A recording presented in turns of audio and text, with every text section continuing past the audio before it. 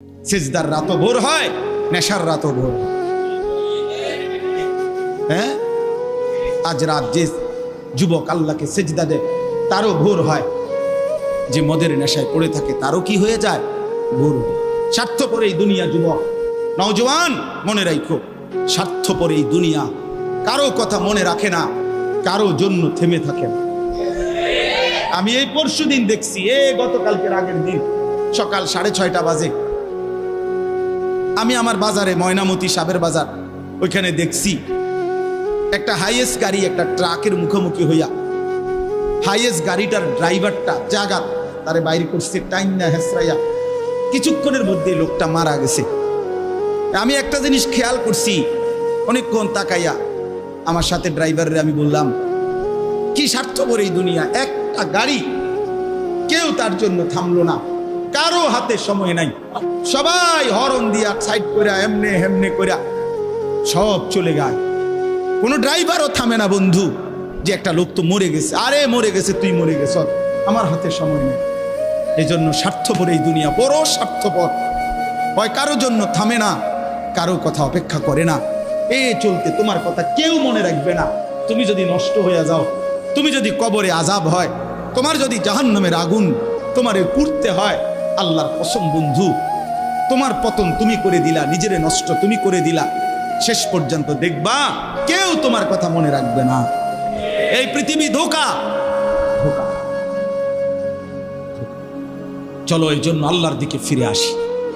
ইল্লা মান তাবা ওয়া আমানা ওয়া আমিলা সালিহান, আল্লাহ বলে যে গুনাহ ছেড়ে দিয়ে তওবা করলো, আমি আল্লাহকে বিশ্বাস করলো এবং পুনরায় আবার নেক আমল শুরু করে দিল, ফাউলাইকা ইয়াদখুলুনাল জান্নাহ, আমি আল্লাহ ওয়াদা দিলাম, আমি আল্লাহ তাদেরকে জান্নাতেই ঢুকায়া দেব। ওয়ালা ইউজলামুনা শাইআ, কোনো জুলুম করা হবে না এক বিন্দু। অর্থাৎ পেছনের গুনার জন্য আমি লজ্জা দেব না, বরং তওবা করার কারণে, ফিরে আসার কারণে, নতুন করে আবার নামাজ সেজদা বন্দিগি পাক পবিত্র জীবন চলার কারণে এখন থেকে নিয়ে বাকি জিন্দেগির আমলের বরকতে জান্নাত দিয়ে দেব। এই জন্য প্রিয় সন্তান, প্রিয় কিশোর, নওজওয়ান, যুবক, চলো ইনশাআল্লাহ বদলাইবার সিদ্ধান্ত নেই। সবাই এই পরিমাণ শাহওয়াত, এই পরিমাণ অবৈধ কামনা বাসনা, নারী ছবি, অশ্লীলতা, বেহায়াপনাতে মাতাল হয়ে গেছে বন্ধু চারিদিকে, সমাজের চারিদিকে। হজ্জের সফরে ছিলাম, যে কয়দিন যায় খোঁজ খবর নিছি, দেশের খবর একটাই, হত্যা, খুন, ধর্ষণ, নারী নির্যাতন। আর সবচেয়ে আশ্চর্যের কথা হলো, আমি মনে হয় আমার এই ছোট্ট হায়াতে গত 30 বছরে আমি যেই কথাটা এতবার শুনি নাই, গত 2 মাসে বারবারই শুনি চারিদিকে পরকীয়া। এটা এই পরিমাণ সমাজে বেড়ে গেছে, অসভ্যতা, যে স্বামী থাকতো নারী অন্য পুরুষের প্রতি আসক্ত, স্ত্রী থাকতো ওই জানোয়ার অন্য নারীতে আসক্ত, এটা খুব বেশি পরিমাণ বেড়ে যাচ্ছে, যার কারণে আপনজনকে হত্যা করতে পর্যন্ত লজ্জিত হচ্ছে না। এর চাইতে বড় আশ্চর্য, আশ্চর্য বাংলাদেশে এর চাইতে বড়, এর চাইতে দুর্দর্শ হত্যার ঘটনাও 2 দিনে কি হয়ে যায় খবর বোঝা যায়। কিন্তু এখানে কেন বোঝা যাচ্ছে না? বোঝা যাচ্ছে এটা স্পষ্ট, আপনজনের এটা ধামাচাপা দেওয়ার জন্য সব রকমের প্রসেসিং করা হচ্ছে, সব প্রসেসিং করা হচ্ছে। অসহায় ইমাম মুয়াজ্জিনকে বেইজ্জতি কেউ করতে পারে নাই, কোন আলেমে দ্বীন ইনশাআল্লাহ বেইজ্জতি হবেও না ইনশাআল্লাহ। মনে রেখে, মনে রেখে, গতকালকে রাত্রেও আমাদের কুমিল্লায় গত 3 মাস আগে একজন আলেমে দ্বীনকে একজন প্রিন্সিপাল বেইজ্জতি করছিল, অপমান করে সামান্য অজুহাতে মসজিদ থেকে বিদায় করে দিছিল। ওই কলেজের ছেলেরা গতকালকে রাত্রে ওই মসজিদের ভিতরে ঢুকাইয়া 9 ঘন্টা আটকাইয়া তারে, তার হাতে ছাত্রদের উপস্থিতিতে তারে পদত্যাগ পত্র দিয়া ঘাট ধরে কলেজ থেকে বের করে দিছে। আল্লাহ তাআলা বেইজ্জতি করে দেখায় দিছে। ছাত্ররা বলছে, স্যার সই দেন, আপনারে 50 টাকা দিব। মানে 50 টাকা, 100 টাকার লোভ সামলাইতে পারেন নাই, নেন। পদত্যাগপত্র সই দেন। এই জন্য দোস্ত, নারীর আসক্তি, জিনা, ব্যভিচার, পরকীয়া, অসভ্যতা, যুবক ভাই তোমরা বাঁচতে হবে। নওজওয়ান, আল্লাহ যদি হায়াত দেয় তোমরে, আগামী সময়টা তোমরা তো পৃথিবীতে থাকতে হবে।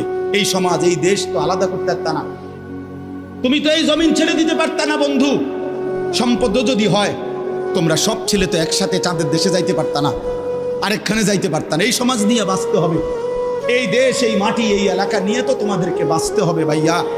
তাহলে এই সমাজ যদি তোমরা এভাবে নষ্ট করে দাও, তোমরা যদি সবাই বেনামাজি হয়ে যাও, নারী, ছবি, মোবাইলের অস্থির দৃশ্য ছাড়া যদি তোমাদের রাত না কাটে, দিন না কাটে, আগামী 20 বছর তোমরা সমাজ, তোমার অঞ্চল, তোমার ঘর পরিবার নিরাপদ থাকবে কেমনে? বাঁচবা কেমনে? চলবা কেমনে?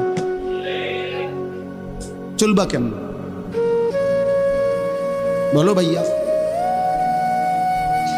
9 বছরের বাচ্চা মেয়ে যদি নিরাপত্তা না পায়, আমার সমাজ কি পরিমাণ অশান্ত হয়ে গেছে। হ্যাঁ, কেমনে বাঁচবা ভাই? তোমারও তো বোন আছে, তোমারও তো ছোট্ট বোন আছে, তোমারও তো ছোট বোন আছে, তোমার বোনেরও তো নিরাপত্তা দরকার। তুমি তো এই সমাজ থেকেই, এই পৃথিবী থেকেই কোনো না কোনো নারীকে বিয়ে করবা, তারও তো চরিত্রের পবিত্রতা দরকার, দরকার না? তো কেমনে মিলবে ভাইয়া? কেমনে মিলবে? সবাই যদি এমন চরিত্রহীন হয়ে যাও, নারী ছাড়া, ছবি ছাড়া, মোবাইল ছাড়া, উলঙ্গ দৃশ্য দেখা ছাড়া তোমাদের রাত কাটে না, দিন কাটে না, আমার সন্তানরা কেমনে আগামীর পৃথিবীতে তোমরা বাঁচবা ভাইয়া বলো? তোমাদের অনেক ছেলের চেহারা দেখলেই তো বোঝা যায় কতদিন হয় নামাজ পড়ে, কতদিন হয় মালিকরে একটা সেজদা দেয়। চুল নিয়ে এত ব্যস্ত হয়ে গেলা কেন? চুলের ফ্যাশনের উপরে এত অস্থির হইলা কেন? কে দেখে তোমার চুল? কীর্ত দেখে? কারে দেখাবো এসব চুল? মানুষের আর কাজ নাই, মানুষই বুঝি বইয়া বইয়া তোমার চুল দেখবে। তুমি যে সারাদিন চুল নিয়ে ব্যস্ত, শরীর পূজা, দেহের পূজা এভাবে করছো কেন? সারাক্ষণ বুঝি এই শরীর, এই দেহ, এটা নিয়েই ব্যস্ত হয়ে গেলা। সারাক্ষণ একটা নারী বুঝি, একটা নারী, একটা ছবি, একটা বেডি, একটা উলঙ্গ দৃশ্য, এর জন্যই পৃথিবীতে আসা। এই রাত দিন বুঝি মোবাইলে দেখবা, ছবি দেখবা, নারী দেখবা, সারাদিন বুঝি নারীর জন্যই পৃথিবীতে আসা। তোমার আর কাম নাই, আর কোনো উদ্দেশ্য নাই দোস্ত আমার। আহ, ঠিক হলো না, ঠিক করলা না ভাইয়া, ভালো করলাম। অর্থাৎ যারা নামাজ পড়ে না, আল্লাযীনা তারাকুস সালাহ, টোটালি নামাজ যারা ছেড়ে দিছে, তারা প্রজন্মের উত্তম তো না, নিকৃষ্ট না, তারা কোনো জেনারেশনে না, তারা কোনো মানুষে না, তারা কোনো কিচ্ছু না, এর কোনো গণাতে ধরে না। ওই প্রথমেই বাদ গণাত করছে, অরে নিকৃষ্ট হিসেবে বলতে চাইছে আল্লাহ এখানে যারা তাদের নামাজকে নষ্ট করে দেয়। তাফসীরের মধ্যে লিখছে নামাজ নষ্ট করে দেয় মানে কি? 1 নাম্বার, যে ব্যক্তি নামাজকে যথাসময়ে আদায় করে না, ইউআখিরুনাস সালাহ, তাখির করে, নামাজ সবসময় দেরিতে পড়ে। নামাজ সবসময় কখন পড়ে? দেরিতে পড়ে। আল্লাহ তাআলা বলছেন ওরা ওই সমাজের নিকৃষ্ট মানুষ। ফাওয়াইলুল লিল মুসাল্লিন আল্লাযীনা হুম আন সালাতিহিম সাহুন। আল্লাহ তাআলা বলেন ওই নামাজীদের জন্য জাহান্নাম। ওয়াইল, জাহান্নামের একটি গুহা, জাহান্নামের একটা অংশ, জাহান্নামের ভীষণ আযাব। আল্লাহ তাআলা বলছে তারা আল্লাযীনা হুম আন সালাতিহিম সাহুন, যারা তাদের নামাজের মধ্যে সাহুন, অলস, নামাজকে সবসময় দেরি করে, নামাজকে সবসময় দেরি করে। জোহরের আজান হয়েছে 1টা বাজে, এবারটা জোহরের নামাজ পড়তে গেছে 1:15 বাজে, এখন 4:30 ওরা নামাজ পড়ছে লুঙ্গিটারে বইটা, গামছা একটা কান্দে দিয়া, রুকু সিজদা 3-4টা মেরে দিল আর কি। এটা নমাজ হইলে আর কি তো করতাম হুজুর, সময় কুলাইতারি না। কিটছেন আপনি, ঘাস কাটছে, এতক্ষণ গরু গোসল করাইছে, গরু গোসল করাইছে। গরু গোসল করানোটা খুব দামি দরকারি বিষয়। তো নামাজকে এরকম প্রতিনিয়ত যে বিলম্ব করে আল্লাহ তাআলার কোরআনের ভাষায় তারা নিকৃষ্ট মানুষ, নিকৃষ্ট মানুষ। আদাউস সালার অন্তর্ভুক্ত, আদাউস সালার অন্তর্ভুক্ত নামাজকে বিলম্ব। আচ্ছা, হাদিসের মধ্যে আছে, কোরআনেও আছে, যে ব্যক্তি নামাজে অবহেলা করে, আল্লাহর কসম, আল্লাহও বলছে, নবীজিও বলছে, সে মুনাফিক। ইন্নাল মুনাফিকিনা ইউখাদিউনা আল্লাহ ওয়া হুয়া খাদিউহুম ওয়া ইযা কামু ইলাস সালাতি কামু কুসালা। কোরআন শরীফে আল্লাহ মুনাফিকের এক নম্বর পরিচয় বলছে, মুনাফিক সে যে নামাজ পড়ে অলসভাবে। নামাজ পড়ে কিভাবে? তাহলে নামাজ যে পড়ে না তার ব্যাপারে বলেন, কথা বলেন না কেন? তারে মুনাফিকও বলে নাই। তুই কোনো মানুষে না বেটা, তুই কোনো কাতারে নাই, তোর কোনো আলোচনাই নাই। আলোচনা ওই ব্যক্তিরে যে নামাজ পড়ে অলসভাবে, খামখেয়ালি করে। দাঁড়াইবার কথা দুই পায়ে, দাঁড়াইছে এক পায়ে, বুঝেন? অলস নামাজের। রাসূলুল্লাহ সাল্লাল্লাহু আলাইহি সাল্লাম বলছেন, তিলকা সালাতুল মুনাফিক, ওই নামাজ মুনাফিকের নামাজ। ইয়ারকুবু হাত্তা তাগরুবা শামস, আসরের নামাজ না পড়ে যে অপেক্ষা করতেছে, অন্য কাজে ব্যস্তছে, এরই মধ্যে সূর্য ডুবে যাচ্ছে, সূর্য ডুবার কাছাকাছি। হাত্তা কানাত বাইনা কারনাই শাইতান, সূর্য ডুবার সময়ে শয়তান তার দুই শিং সূর্যের পাশে বাড়াইয়া দেয়। আল্লাহ নবী সাল্লাল্লাহু আলাইহি সাল্লাম বলেন, কামা ফানাক্কারা আরবাআন, সূর্য ডুবে যায়, এই সময় ওই আসরের নামাজের জন্য দাঁড়াইয়া 4 রাকাতে যেন 4টা ঠুক্কর মারছে। লা ইয়াযকুরুল্লাহ ইল্লা কালিলা, ঠিক মতো তাসবিহগুলো নামাজের আদায় করে নাই। রাসূল বলছে 3 বার, ওইটা মুনাফিকের নামাজ, মুনাফিকের নামাজ, মুনাফিকের নামাজ, মুনাফিকের নামাজ। তোর মতো নিকৃষ্ট নির্লজ্জ বেহায়া আল্লাহর জমিনে তো কোনো কুত্তাও হয় না, কোনো কুত্তাও তো এরকম হইতে পারে না। কুত্তাও যদি আল্লাহ তাআলা সেজদার হুকুম দিত তো সে দিত, তাকে তো আল্লাহ সেজদার হুকুম দেয় নাই, এই জন্য সে সেজদা দেয় না। তুমি নাফরমানের তো আল্লাহ সেজদার হুকুম দিছিল, দিলা না কেন? তোমার তুলনা তো জানোয়ারের সাথেও হয় না। এই জন্য তো আল্লাহ বলছে বালহুম আদাল, ওই জানোয়ারের চাইতে নিকৃষ্ট। ওর উদাহরণ নাই, ওর তুলনা কুকুরের সাথেও না, ওর তুলনা শুকরের সাথেও না।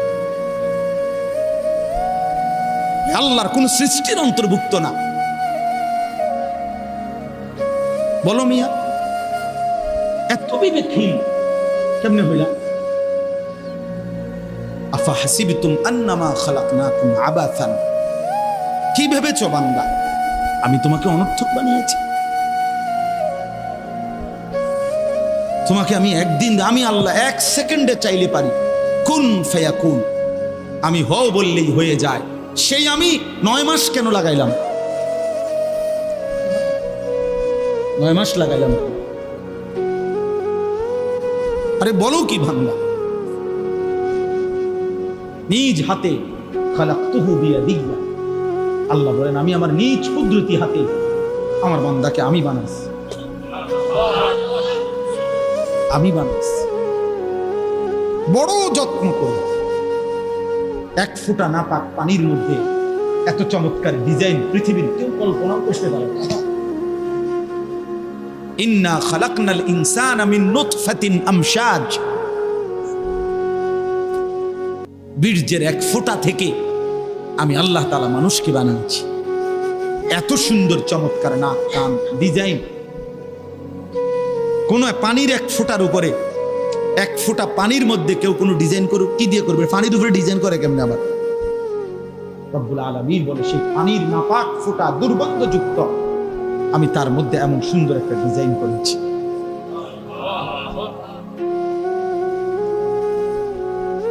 কেমনে ভুলে গেলাম? মা গাররাকা বিরাব্বিকাল কারীম, আমার মতো মেহেরবান দয়ালু মাওলা 24 ঘন্টা যে তোমাকে অজস্র অগণিত নিয়ামত দিচ্ছি, এই আসমান জমিন, এই চাঁদ সূরজ আলো বাতাস, 1 সেকেন্ড বান্দা এই বাতাস বন্ধ করে দিলে তুমি নিশ্চিহ্ন হয়ে যাবে। তুমি এই পৃথিবীতে নিঃশ্বাস ত্যাগ করে মৃত্যুবরণ করবা।